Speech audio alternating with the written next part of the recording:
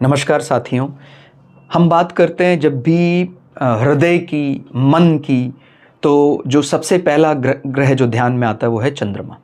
सामान्यतः आज के समय पर हृदयघात का डर, मन का बेचैन रहना ये बहुत आम होने लगा है। किसी से भी बात करते हैं कि मेरा मन बहुत विचलित रहता है, मुझे हार्ट अटैक का डर है, कुछ कमियां हैं।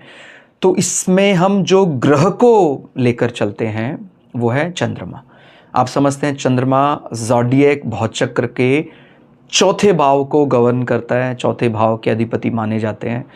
और वो आप ये तो समझते हैं चंद्रमा हॉस्पिटैलिटी, नर्चरिंग और ध्यान रखना, मदर यानी जो माँ का स्वाभाविक गुण है वो चंद्रमा है। आप अगर इसकी माने इससे ग्रसित हैं, ऐसे किसी दोष से कि आपको हृदयघात का बहुत डर रहता है, तो आप निश्चित रूप से आपका चंद्रमा अफेक्टेड होगा। और आपका अगर चंद्रमा अफेक्टेड है तो क्या रेमेडी करनी चाहिए?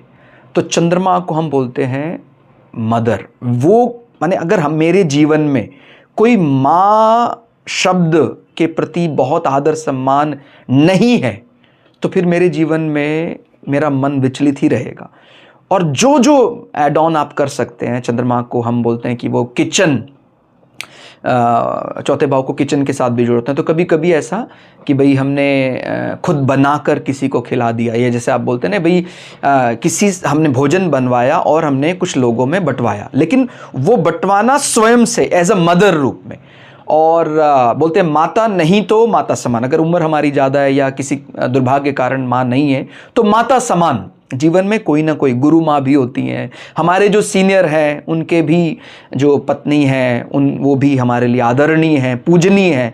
ऐसा यदि हमारे जीवन में कोई है तो निश्चित रूप से वो जो पार्ट है, नेगेटिव पार्ट है, वो दूर हो जाएगा। आपका मन बड़ा शांत होने लग जाएगा। आपको कोई वैसा स्नेह, एज अ मदर वाला स्नेह, ये ध्यान रखना, चंद्रमा का स्नेह यानी मदर वाला स्नेह, अगर वो पार्ट आपका मिसिंग है तो मन ज़्यादा बेचैन रहता है। और अगर वो आप प्राप्त कर लेते हैं कि भाई मुझे भी सर को सहलाने वाली माँ है मेरे जीवन में भी और बहुत आदरणीय, पूजनीय, और आपको अच्छे से समझना पड़ेगा माँ की परिभाषा शास्त्रीय दृष्टि से, जो राष्ट्र की रानी माने देश का जो राजा है उसकी अर्धांगिनी जो है वो भी हमारे लिए आदरणीय है, पूजनीय है, वो भी एक प्रकार माता के समान है। तो ऐसा हमें कोई स्नेह करने वाला यदि हो तो काफ़ी हद तक मन का विचलित होना दूर हो जाता है। बाकी जल सेवा के बारे में भी कहा जाता है, और मैंने तो आपको बता दिया कि किचन वाले काम भी कभी कभी हौसले से करने चाहिए। समाज सेवा में सबको जल आदि देना, भोजन करवाना,